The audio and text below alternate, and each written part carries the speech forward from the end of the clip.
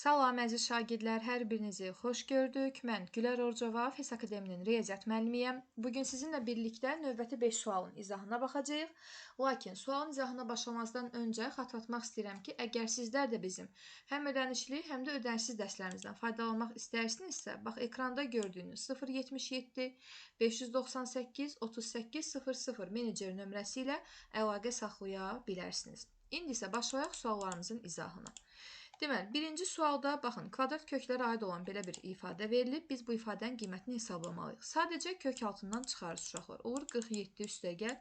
Kök altında 7 çıxılsın. Kök altı 9-dan nə çıxır? 3. Bu da bərabər olur. Kök altında 47 çıx. 7-dən 3 çıxanda olur kök altında 4. Kök altı 4-dən nə çıxır uşaqlar? 2. Deməli, bu da olur bu formada və bu da bərabərdir kök altında, daha doğrusu bu üstə gəldi. 47-nin də üstünə 2 gəlsə uşaqlar eləyir 49 və kök altda 49-dan da 7 çıxır. Yəni testimizin düzgün cavabı olur C bəndi. Baxırıq ikinci sualı. Deyir ki, verilən bu A ədədinin kəsr hissəsini tapın.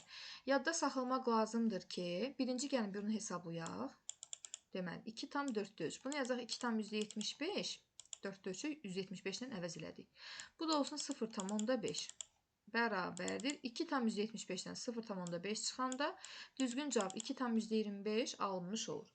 Bax, müsbət ədədlərdə yadda saxlayın ki, ümumiyyətlə ədədlərdə yadda saxlayın ki, hər zaman tam hissə ədədin deməli solunda yerləşir. Bax, tam hissə ədədin solundadır. Məsələn, sizdən sorsalar ki, bunun tam hissəsi nədir? Deyəcəksiniz ki, 2 tam %25-dən solda yerləşən ədəd 2 tamdır. Deməli, tam hissəsi 2-dir. Amma kəsr hissəsini soruşsalar, kəsr hissəsini də tapmaq üçün deməli, ədədin özündən onun tam hissəsini çıxmaq lazımdır. Bu da bərabər olur 0,25-ə. 0,25-də kəsr formasında yazıblar, o da olur 4-də 1. Yəni, düzgün cavab olur B bəndi. Baxırıq indi üçüncü suala. Nə deyir üçüncü sualda? Deyir ki, A və B bir-birinə paraleldir. Bu bet də bərabərdir 2 alfa olarsa, biz alfanı tapmalıyıq. 2 paralel düz xətt, üçüncü bir düz xətlə kəsişərsə, burada daxili bir tərəfli bucaqlar yaranır. Və yadda saxlamaq lazımdır ki, daxili bir tərəfli bucaqların cəmi 180 dərəcəyə bərabər olur.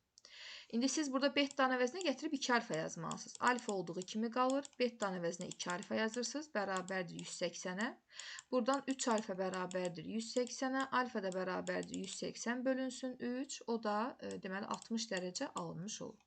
Bax, bizdən alfa bucağını tapmağı soruşurdu. Biz də onun 60 dərəcə olduğunu tapdıq. Düzgün cavab olur. B bəndi, B variantı. Baxırıq dördüncü suala. Dördüncü sualda bizə deyir ki, SAB bucağı 60 dərəcədir, ABS bucağı 50 dərəcə. Olarsa biz BCD xarici bucağını tapmalıyıq.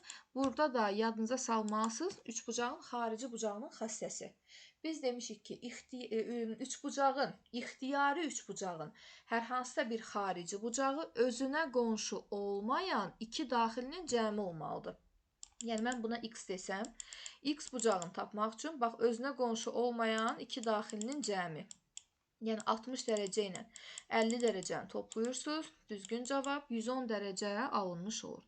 Yəni, dördüncü sualda testimizin düzgün cavabı olur C bəndi, C variantı. Baxırıq 5-ci suala. 5-ci sual, deməli, koordinatlar metodu mövzusuna aid olan çevrənin tənliyi bir testidir. Və siz bilirsiniz ki, sonuncu buraxılış imtahanında da, daha doğrusu ilk buraxılış imtahanında buna aid bir sual düşmüşdü. Özü də sonuncu sual idi, 25-ci sual idi. İndi burada, baxın, bunu sadələşdirmək lazımdır. Necə? X kvadrat qalır, 4x-i yazırıq yanına. Bu 4-ü yarıya böləndə neçə eləyir? 2. 2-nin kvadrat neçə eləyir? 4. Deməli, o 4-ü bura yazmalısınız. İndi bu 4-ü özümüzdən yazıq axı. Deməli, bura bir dənə də çıx 4 yazmaq lazımdır ki, misal pozulmasın. Belə deyək. Üstəgəl, sonra y kvadratı yazırsınız, 8y yazırsınız yanına. Baxın, bu 8-in yarısı 4-dür. Kvadratı 16. Bura üstəgəl 16 yazırsınız. Amma bunu özümüzdən yazdıq. Bir dənə də çıx 16 yazırsınız bura. Amma buradakı 16-ya dəymirsiniz. Elə bu olduğu kimi qalır. Mənfi 16. Bərabərdir 0-a. İndi baxın, bu ifadə bizə göstərir. X çıxılsın 2-nin kvadratını. Bu, y üstəgəl 4-ün kvadratıdır. Və mənfi 16, mənfi 16, mənfi 32, bu da mənfi 4. Ne deyir? Mənfi 36. Digər tərəfə keçirəndə olur müsbət 36. Və biz çevrənin tənliyini yadımıza salsaq, o düstur necə idi? X minus A-nın kvadratı. y minus b-nin kvadratı bərabərdir r-in kvadratına. Burada a və b bizim çevrənin mərkəzi idi. Gəlin baxaq görək a və b-nin yerində nə dayanıb? Burada baxın a-nın yerində 2 dayanıb. Amma b-nin yerində -4 dayanıb. Çünki bu -4 olmalıdır ki, mənfiyə təsir edib müsbət olsun.